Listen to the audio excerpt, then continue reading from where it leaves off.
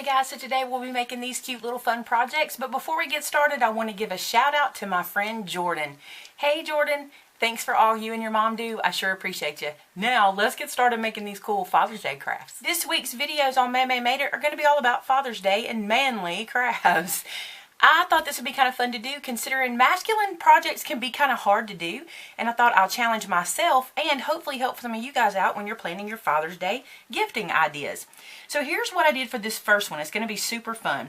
I had this idea to create like a hammer, and you'll see. Let me tell you where it came from. You know all these hammers where people are putting the vinyl on the handles that have gotten so popular? I couldn't get the hammer picture out of my head, so I decided to kind of run with it. So I went online and I found this printable, which is actually like a coloring page printable with a hammer and a wrench and a saw. And I will put a link below to this. It comes from bigactivities.com. It's a coloring page. So I printed it out in the original size, which is this one. Then I printed it out 25% larger, and notice it cut off the saw. I'm not worried about that because I'm not going to be using that for this project. I just want the tops of these tools. And then I printed it out 150% bigger to get these even bigger. And I'll show you why I did that. I chose two different kinds of candy to use. One is one of these guys. Have you seen these little plastic wrappers before? Let me show you what they are. Well, first off, you know, they're peanut M&Ms, so there's my peanut M&Ms. And these little bags were sent to me by a subscriber, and she sent me some full of M&Ms too. It was awesome. But this is what they look like. They're little skinny acetate bags, and they have a cell seal on the top there. You can just pull that off and seal them down, and you can put anything. Actually, I think these are called pretzel bags, but a lot of people use them for different stuff, like the peanut M&Ms. So I stuffed this one with peanut M&Ms. And I did it ahead of time because I wanted to know what size hammer top I was going to need. So here's what I did. I filled it up and I held it to the top of that hammer and was like, that's too small. It just didn't work. So I did it 125% larger, which really makes it 25% larger than the original, but it's 125% larger. And that one's okay, but I still feel like it's a little too real looking. So I went to the next size, which is this one, and I thought that would be super cute.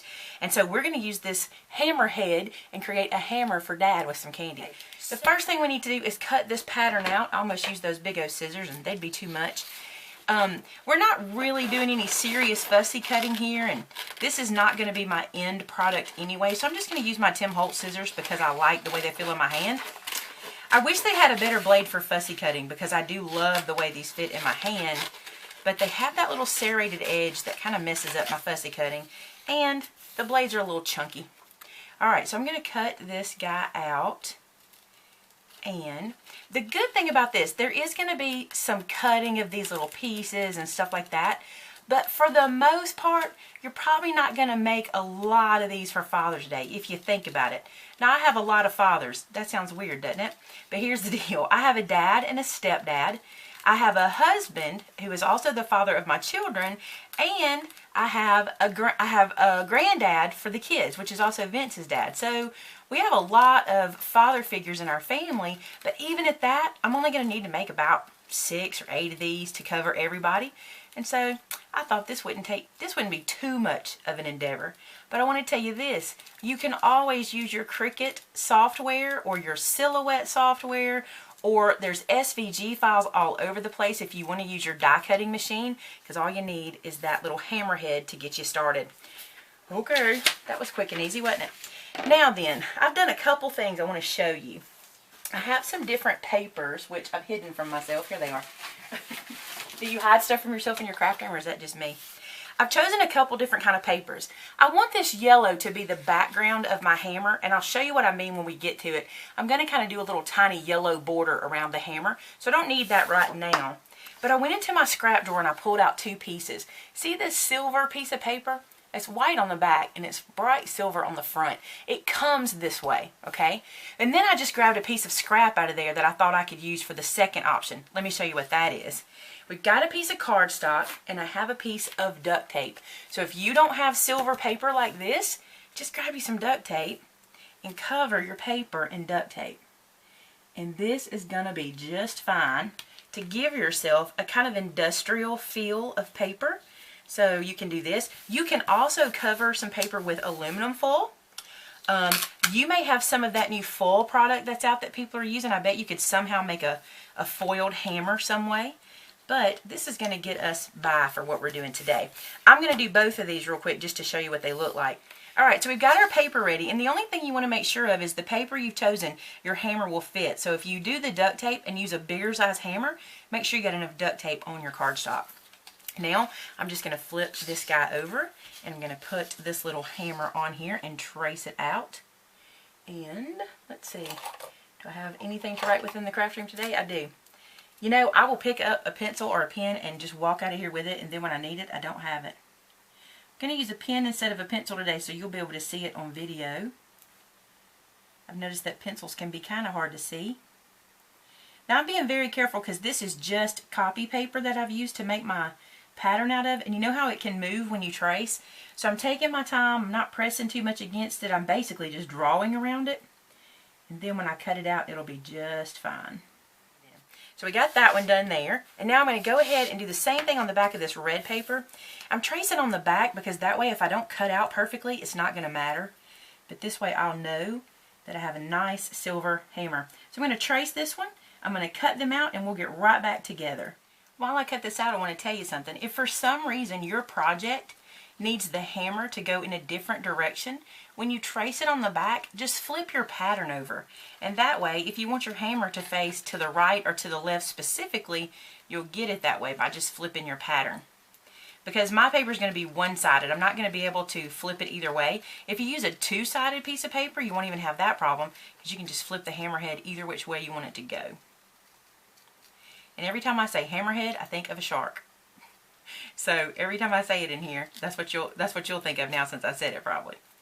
Okay, we're almost done cutting these guys out, and they're really not hard.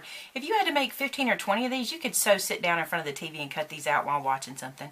So look at the cute hammerheads. I almost like this one better, the duller duct tape version. I almost like it better. Alright, now remember I told you that I was going to make a little backer for behind them? Now this is where it might get a little more tricky, but don't worry, you can do it. Here's what I'm going to do. I'm going to adhere this guy down to the yellow paper right away. So I'm going to use some art glitter glue and I'm going to run it around this little guy. And I'm going to stick him down to the yellow paper.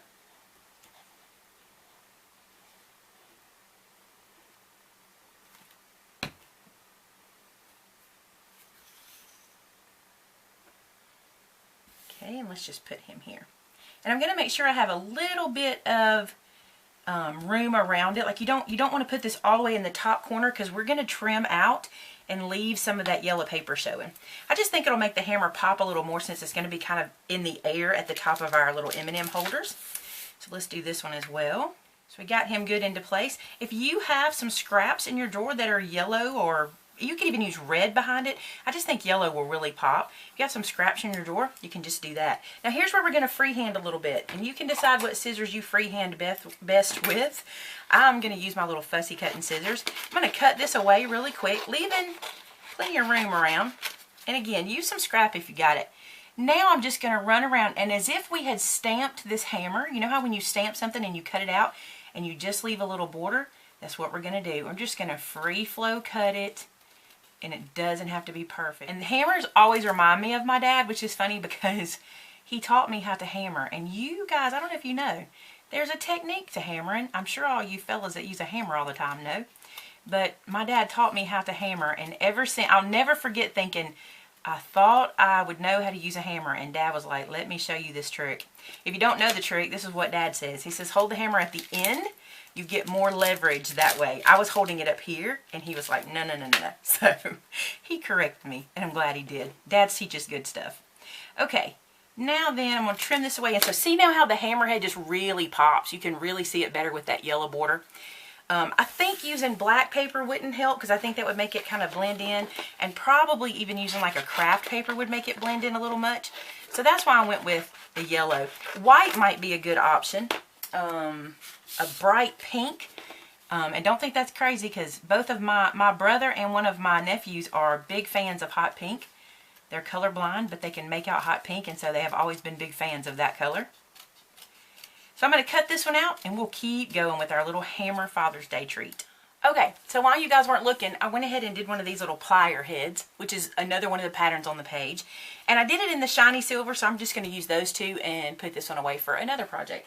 Now, these would be really cute if you ran them through an embossing folder now, you know, with the shiny on there. Wouldn't that be cute if you put a little pattern? I'm not going to, but I think that'd be super cute. Alright, so you know the hammer is going on our M&Ms. Well, guess what? Our plier head's going on. A pack of butter rum lifesavers. I just thought that was so cute, like a little pair of pliers.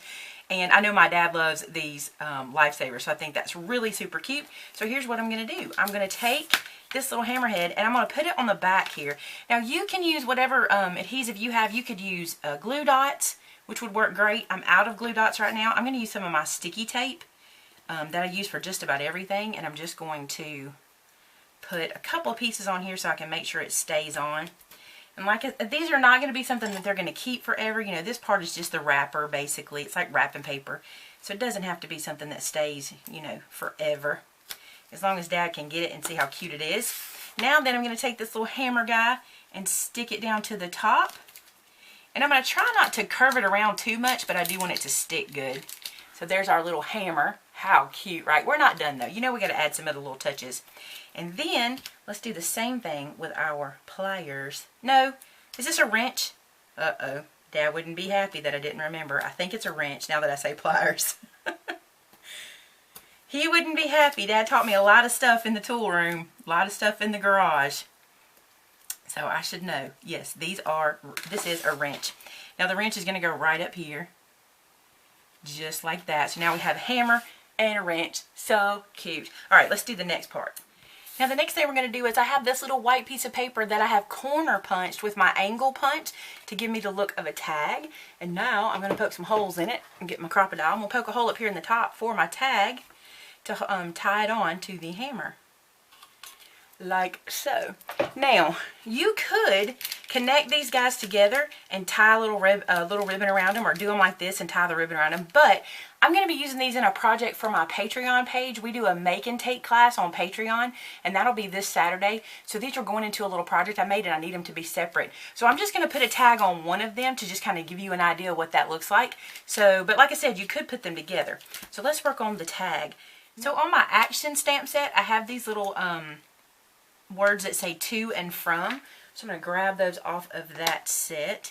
If you're interested in this stamp set, it is available in the store. There's a link to it below. There are very few right now. They are on reorder. But if you want to grab them up, get it now while you can. And I'm going to put one on one side and one on the other. And get my ink out. And I think I'll do it this way. Now this is a great place to use a dad stamp set if you have one. Something, you know, to the greatest dad in the world or anything like that. You may have something cool like that laying around that you could use. That would look great. I'm just going to do to and from.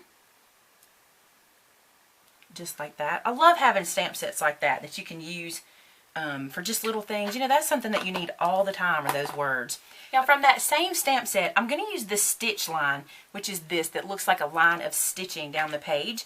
And I'm going to stamp around the tag to give it some stitching. Now I want to tell you how I do this. I take my little stitch line stamp and I just look on whatever project I'm using and see how many stamps I need. I mean, how many stitches I need. And I can tell, I just put my finger there. So when I come to my ink pad, I only ink up the stitches that I need. So this way I don't end up having stitches that don't make sense on the page. So I'll show you. I'll stamp these down now. And that'll be just enough for this little end of the card. See? Just like that. And now I'm going to come up here and look and see how many I need for the top portion. And I can tell where I want those to stop, which is 6 in from one side. I'm just going to go 6 in and ink those. Just like that. And we can put those right here. Now my head may get in the way, and I apologize. I'm trying to get them nice and straight, but they may not end up very straight because I'm stamping from the side. That's not the worst. It could have been better. Alright, and now I'm going to do the same amount for the other side.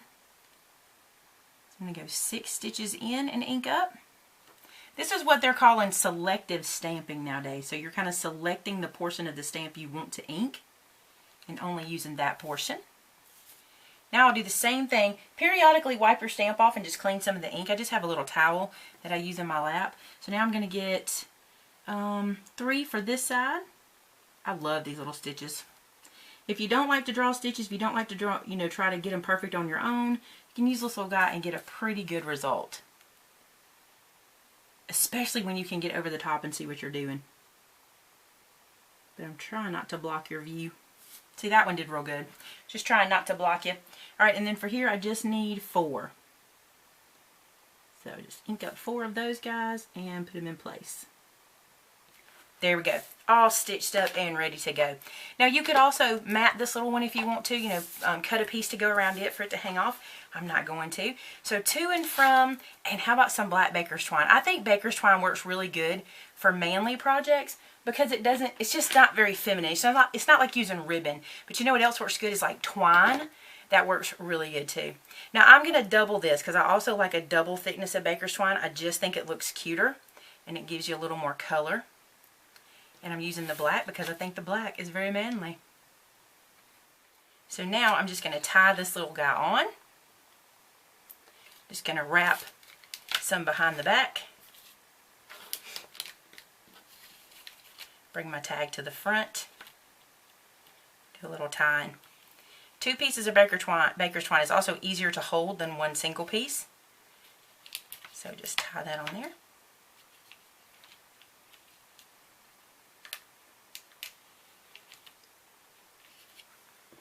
Then we just cut away what we don't need.